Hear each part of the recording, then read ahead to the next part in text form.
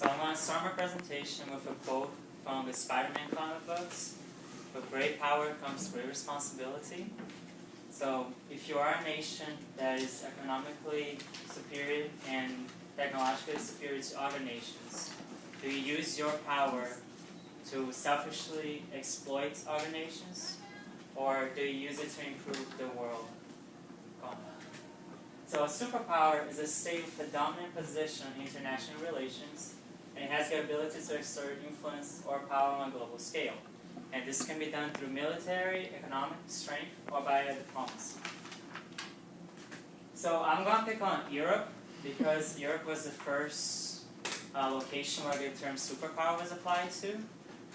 So I'm going to point out the negative effects Europe had on the world and how they used their power to abuse other nations. So Europe's rise to power started with the age of discovery. Different European nations were competing for resources from Asia, Central Asia, and India.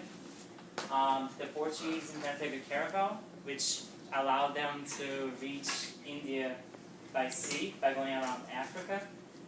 This ultimately caused Spain to try to beat the Portuguese on this race, and it led to the discovery of the New World by the Europeans.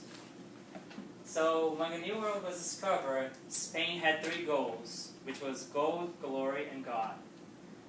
The conquistadores were the first to land on the New World. They were assigned to explore and discover the riches of the new land.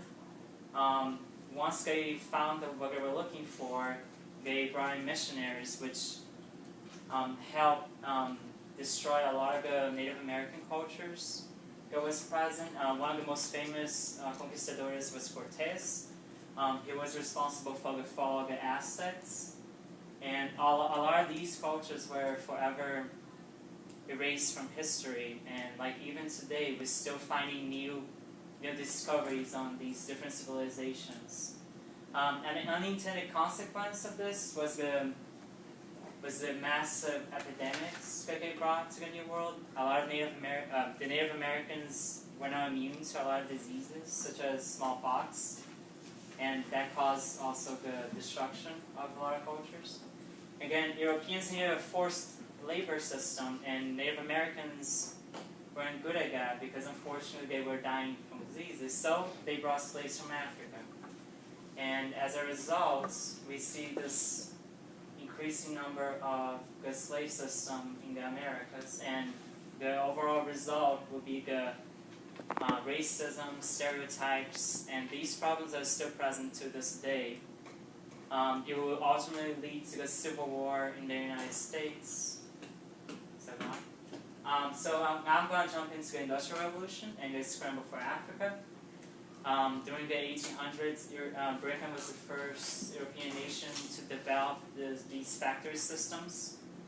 A lot of people kind of fell into the lower class. There was like very little middle class. Most people are either becoming elites or they were very low. There was no need for skilled work anymore. Most people were unskilled, therefore they had low pay wages. People that work on factories often had dangerous jobs and were exposed to diseases. And as a result of this new machinery, it allowed Europe to enter Africa. And once again, they were looking for resources, and they were going to do anything they could to beat each other in this race for resources. During the Berlin Conference, Europe divided Africa into their different European nations, which caused a lot of different ethnic groups to join together. Some of these ethnic groups were enemies, so it caused a lot of conflicts. And when Europe left, they didn't really have anything set up, like organized government. And Africa today is the poorest continent with the problems of famine, hunger, poverty, diseases, and civil war. Okay, so this is a quote from The Heart of Darkness. Throughout this book, we see a lot of the word savage being used, and that kind of relates to the idea of social Darwinism and racism, which is the belief that since we're more developed, then we're better than the underdeveloped nations. And a lot of fake scientific research was also added to this, saying that African Americans often had small skulls compared to Europeans, which is not true. But that kind of goes into the racism and stereotypes that we see today. So go on. We also see a mandate system, which was similar to what happened in Africa. Europe took care of the Middle East after World War I. They brought the two groups, Sunni and Shia, together. And once they left, we see that there is still conflict on that region over, and which caused terrorism. So after going over this journey, I kind of put together what is the responsibilities that Europe should have followed. The first one would have been to respect the religions, way of life, and culture of other societies. We see that the word savage was used, and we see it when things fall apart. A lot of Europeans saw that the African culture or their religion and way of life was like inferior, was wrong to do that, and that we should convert them to Christians and teach them how to act the right way. That won't be allow other cultures to gain economic power without controlling their economy or government direct, and that relates to India. The British were slowly gaining control of the continent as a result, and then it became a colony. The next one is do not see oneself as superior or invisible. So it goes back to the idea of racism, of how everybody is equal no matter what nation you're coming from. And avoid colonization, conquest, and military control of other societies, especially if involved in conflict between superpowers. So that will relate to the race and to get into the New World in Africa, how Europe was so worried about competing with each other that they didn't think about the nations they were affecting. Peaceful relations in economics, political, culture, environmental factors should always be considered first. Europe had a really good peaceful economic relation with the African slave trades. So why couldn't they develop a relationship for resources in Africa instead of doing this forced labor system? And have a previous colony to rebuild and set up a stable government. Once again, we see what happened in Africa, the Middle East, also in India and Pakistan. The Europeans just basically left them and didn't help them organize a system that could work for them. Don't be totally selfish. Once again, think of how you're going to affect other nations, not only yourself. And offer the sharing technologies and scientific breakthroughs.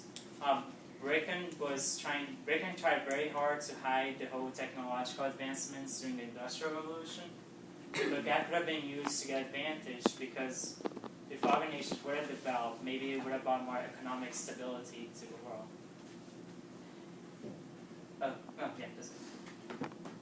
So I'm going to talk about the U.S. right now. So how does the U.S. fit into these responsibilities?